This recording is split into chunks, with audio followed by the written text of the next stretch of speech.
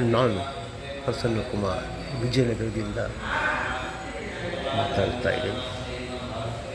ನಾನು ನಿಮ್ಮನ್ನು ಒಂದು ಅಪರೂಪವಾದ ಅಣ್ಣಮ್ಮ ದೇವಸ್ಥಾನಕ್ಕೆ ಕರೆದೊಯ್ತಾ ಇದ್ದೇನೆ.